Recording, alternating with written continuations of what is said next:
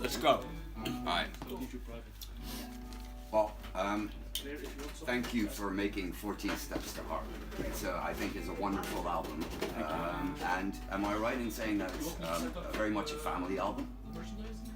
Yeah, I would say so, without question.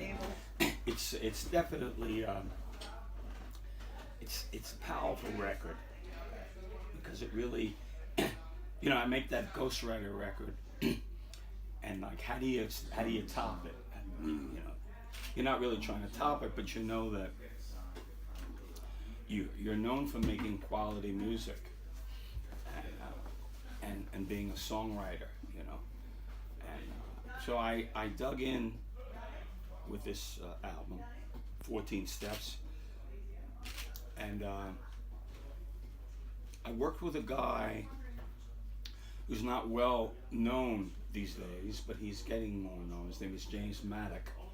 He was my co-producer in the album. Great guy, and a dear friend, a new friend over the last, say, few years.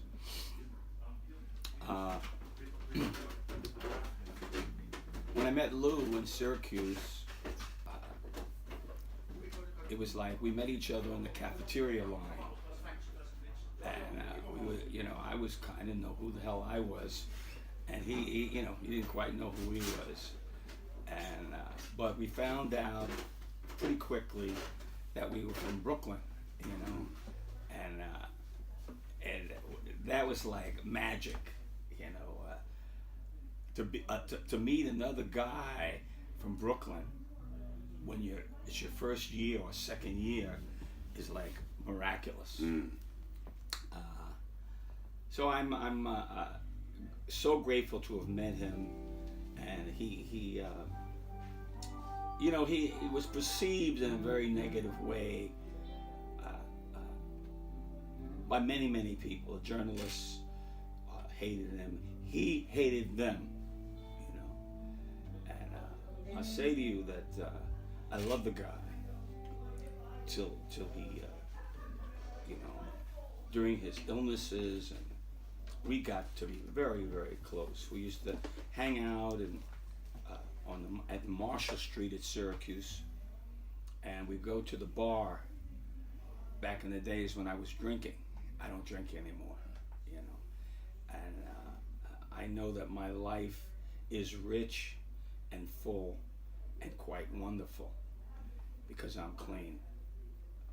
It's been a long time since I had anything, and I'm living the dream, as they say. I'm having a great life. My wife is my manager. She's the loveliest person I've ever met. And I want you to highlight my daughter, Savannah Jeffreys. She is a super talent. She's 22 years old. How did that happen? We were lucky to have her. And she's brilliant, and she has her own projects. She has her own life. And, she's very independent. She'll be taking care of us one day. That's the only reason why we gave birth to her. You check her online, Savannah Jeffreys. I think she's at Gmail. I think we can get specific, Claire. Don't forget to ask Claire about how to get in touch with her site and everything, what she does. She's way on another planet than I am. I'm from the early days of rock and roll. Put it this way, my early days. Pardon? The analog age. The analog age, which I happen to like. Yeah, I'm not a digital guy. I try to do everything analog to this day, but certain things are digital, but you keep the basics analog. You're speaking of being independent. You've set up your own label, Luna Park Records. How did that come about? What'd you say? What records? Luna Park. Luna Park Records. Yeah. You set up your own label. How did that come about after being with the major record labels? Well, we discovered something like a lot of artists do. the labels are very, I would just say, they run their own businesses. They like to choose their own artists. They like to even choose the songs. Sometimes they want you to do a cover song from such and such. I don't mind doing cover songs, but I like to from time to time. But it needs to be my choice. Like waiting for the man on this one. Waiting for the man. I'm waiting for you, my man. $26 in my hand. Up to Lexington, 125. Sick and dirty, more dead than alive. Oh, I'm waiting for my man.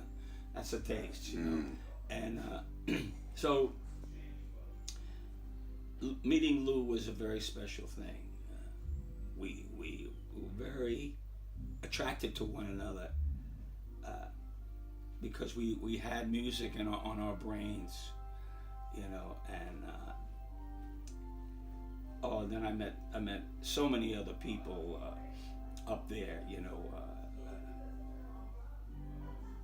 Black folks. Rudy Lombard is not known. He was an older guy, a few years older than me, but he was very much into civil rights and dealing with black issues.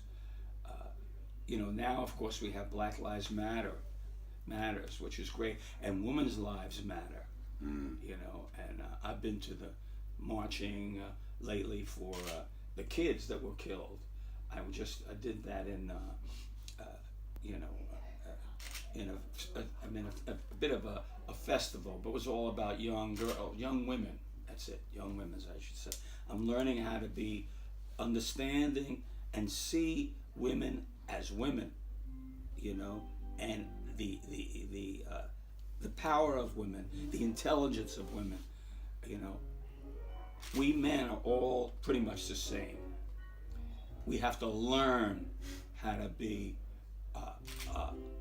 understanding and see that a woman is often much more suitable for a job and has and has in fact more intelligence than we do. You know, these are crucial aspects here. You know, and I'm glad and I'm here to talk about these things with you. You know, and you know. You've written about race and race relations quite a lot yes. throughout your career. Yes. How do you feel about the current moment in time? Well, I think the current moment in general is very positive because women, men, black and white, Black Lives Matter, people like Vernon Reed and a great friend of mine and wonderful person. We get along so well. You know, so I'm very grateful, you know, that I get this opportunity to talk about issues and really discuss issues, and it frees me with my own issues. You know, like growing up in Brooklyn and Sheepshead Bay, the pain and suffering that I had as a kid with a father who was from old school Harlem, growing up out of that and him apologizing to me as the time went by. A lot of damage done to me because of that, but emerging out of it, you know. Always emerging out of it for me. It's always about, you know, it's not the end of the world. It's a pain in the ass, but it's not awful. It's disturbing. It's upsetting. It makes me angry, but it's not awful. That's the Albert Ellis point of view. Nothing is awful. Nothing is a catastrophe. It's just difficult. It's just pain. It's just suffering. But you can get over it. You can get, you know, you get over it. You know, you don't make your let peace with it. you make your peace with it, but what happens if you stick with things for the very, very most part, it'll pass. A fight with your wife, which we all get into, a fight with our partners, feels like it's the end of the way. Fuck, I'm not gonna, I'm sick of this, I'm sick of that. That's just so off the wall, you know. I recently saw a woman who survived 3 concentration camps, and she said as long as we had hope, we could survive and go on. We didn't see the dead people, we didn't even smell the corpses. Okay, stop for a second, stop. I want you to repeat that. I want you to repeat what you just said. It's recorded. For the camera and for the...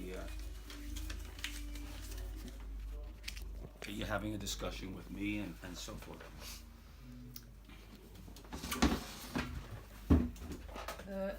I don't know the woman's name, I'm sorry. Yeah, it's just women in general. She's an ordinary person. And she survived... Are you ready?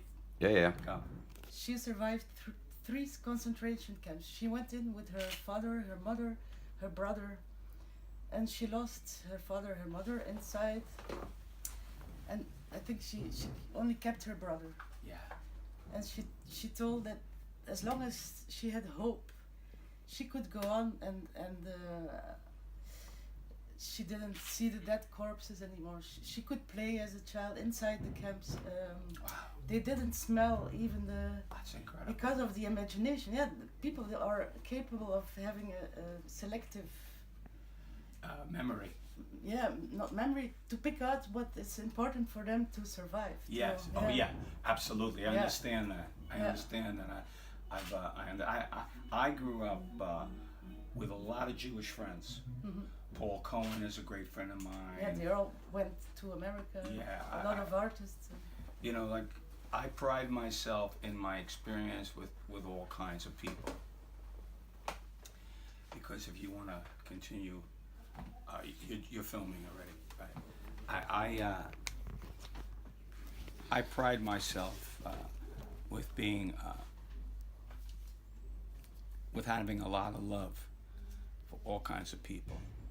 And like in my song, every kind of people, ordinary people, extraordinary people, every kind of people. So that's been, you know, something that I learned, you know, from my early years. On my street, 15th Street and Avenue Y,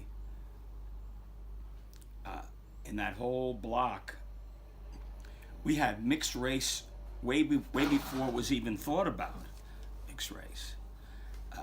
You know, in the sense that we had a black kid here, we had an Italian kid across the street. My best friend to this day is Philip Messina. Remember that name? He's a filmmaker, and he's a wonderful guy. And we're friends since we're 14 years old. And as you know, I'll be 75 any day now. You know the song, Any Day Now. That's me.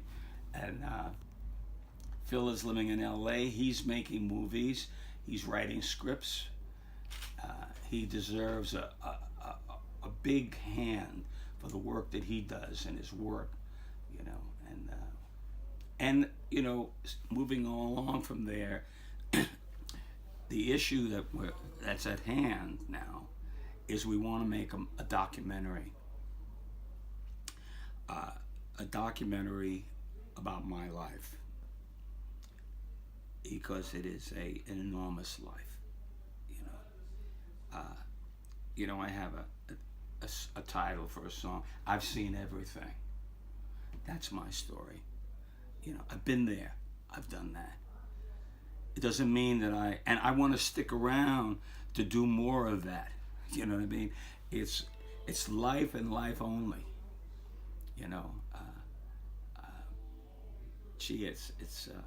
I'm very fortunate, and as some people say, I'm very blessed to have my health. You know, to have my family. I have a brother.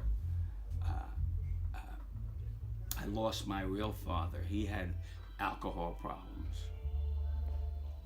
My stepfather was abusive, you know, and I emerged out of that. It made me stronger. They say it makes a better artist.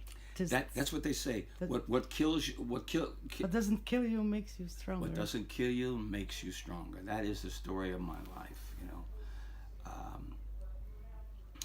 So I keep rolling along, you know. And Savannah Jeffreys, my daughter, you gotta hear her online with her new mixes that she did. She's like a new child, you know, she's like another world. And she tells me, Daddy, I want to be like you, a musician. And I said to her, you know, you got all the talents, you know. You're an intelligent, beautiful child, and she's just so great, you know. So I'm in a very good place, you know, and have been for quite a while, you know. You've written very angry songs as well. Yeah. And very sad songs, but would you consider yourself to be an optimistic person? I want to see better things, you know. I feel good about my life. I want to see the right wing become different. And I think that the right wing today is very ashamed of what's going on there. And I think there are a lot of right wing conservatives who are decent people. I'm not interested in that. But you have to call a spade a spade. There's some really nice people there, you know. And I think that's very good for me to know that and say that, because it keeps the conversation open. Yes, exactly. You know? Rather than becoming a two-party divide thing. Exactly, you know. And life is very much about learning, very much about making things clear to yourself, letting other people teach you what they know, being open-minded, giving people information that they could use. I'm very engaged in that with the younger people, telling them, you know, try this, try that, you know, give it a chance. If you're not sure about it, keep working on it and see if you might find that at the end of the rainbow is something special. You don't always necessarily have the solutions either. Like in a song, for instance, like Long Island Winter. Coney Island Winter. Coney Island Winter. Sorry.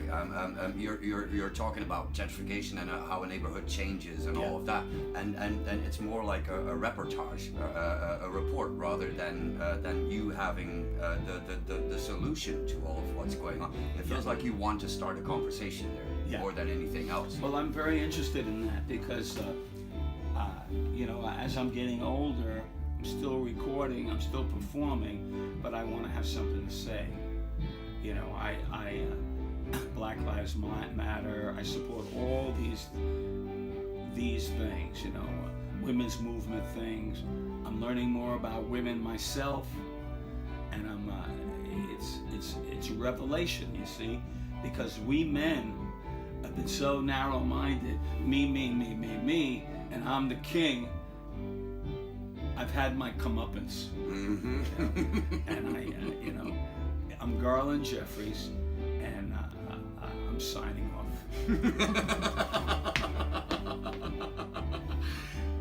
All right. Thank you very much. You're very, very welcome. Thank you very much. Yeah, my pleasure. Can I ask you about that guy though? Because you met him, you played with him. Who? You played with him. Sonny? Yeah. How was he? Sonny's playing I on all love my him. songs. I love him. I know. Right? Yeah. Sonny is a sweetheart, you know. Very generous, no? Very generous. He's been there. And one day, we were playing, one evening, we were playing at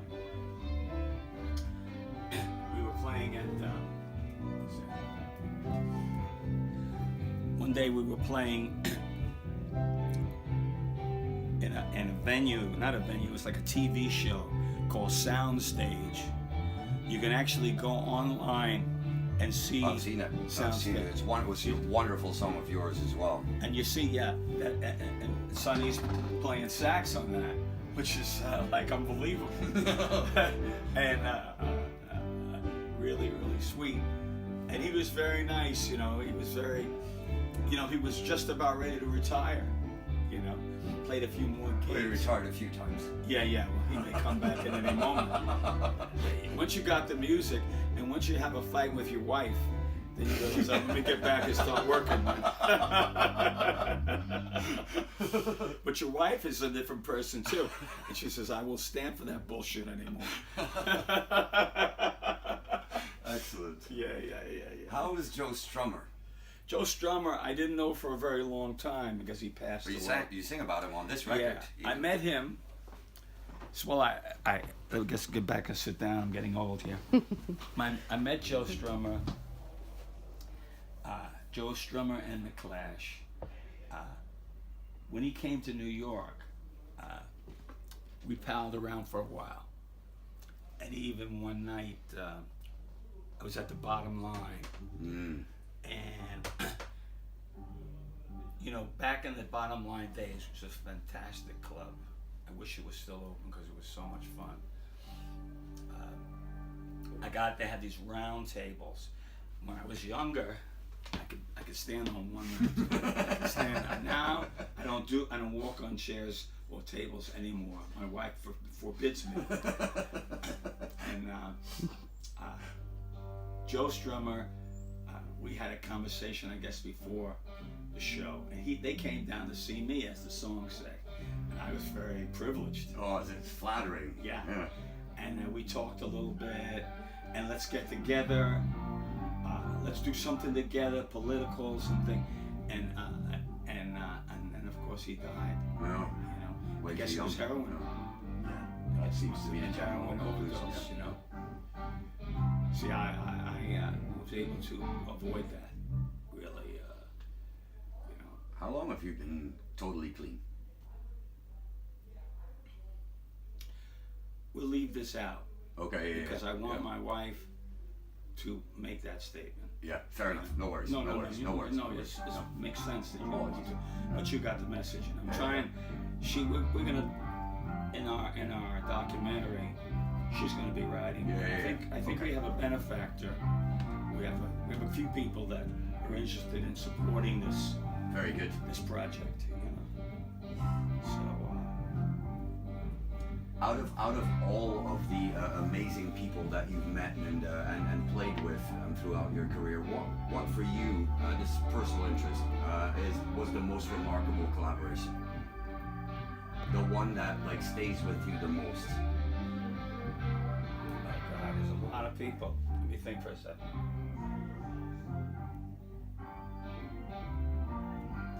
In the band, he's rehearsing. That's what I like, my kind of band. You can put that on tape. This is my band rehearsing.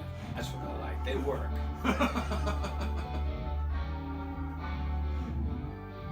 See this guy here? Come on down here. Let's go down here. Here, Right, we need to go here. Let's go down.